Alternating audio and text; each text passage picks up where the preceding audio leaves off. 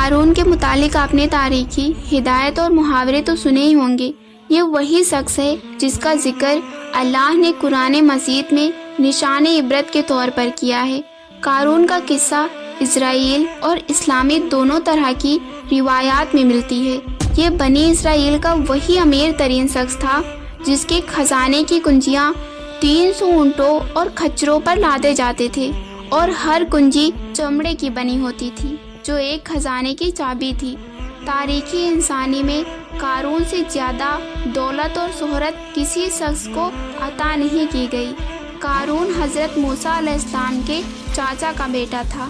وہ نہایت ہی خوبصورت حسین آدمی تھا۔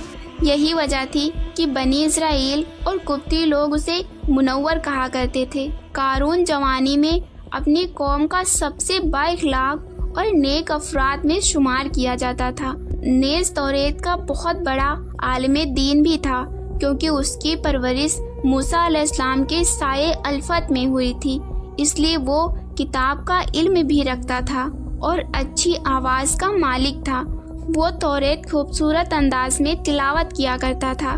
یہی وجہ تھی کہ لوگ اس کا بہت ادب و احترام کیا کرتے تھے۔ قارون ابتدا میں موسیٰ علیہ السلام پر ایمان لے آیا، اور جب بنی اسرائیل کے قبطیوں کی غلامی سے نجات ملی تو وہ ان کے ساتھ مصر کو چھوڑ کر سرزمین موعود کی طرف ہجرت کر گئے۔ وہاں اس کے حالات ایک دم سے بدل گئے اور اس کے ہاتھ میں بے شمار دولت آئی۔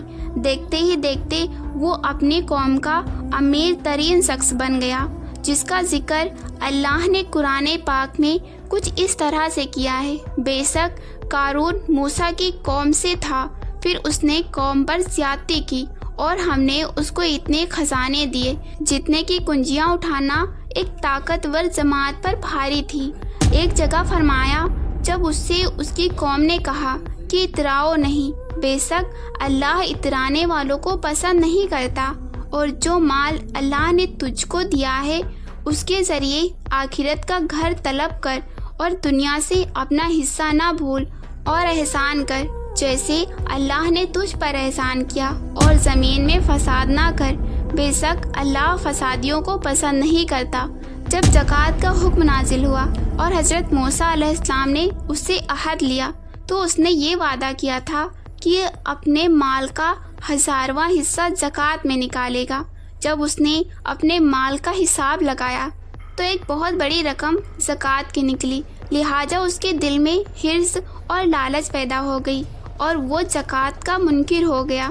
اس نے ایک گندی چال چلی۔ اس نے بنی اسرائیل میں سے ایک گروہ کو جو اس کی حمایتی تھے ان کو جمع کیا اور کہنے لگا، اے بنی اسرائیل، موسیٰ نے ہمیں بہت سارے امور کا حکم دیا جس پر تم لوگوں نے اس کی پیروی کی، اب وہ تم سے تمہارا مال بھی لینا چاہتا ہے۔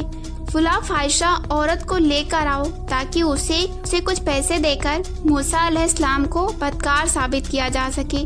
قارون نے اپنے قوم کے لوگوں کو جمع کیا اور حضرت موسیٰ علیہ السلام سے پوچھا کہ زنا کی کیا سزا ہے۔ حضرت موسیٰ علیہ السلام نے کہا کہ جو بھی زنا کرے، حالانکہ اس کی بیوی بھی ہو، تو اسے سنسار کیا جائے یہاں تک کہ وہ مر جائے۔ قارون نے حضرت موسیٰ سے کہا، حتیٰ کہ اگر یہ کام آپ نے ہی انجام دیا ہو؟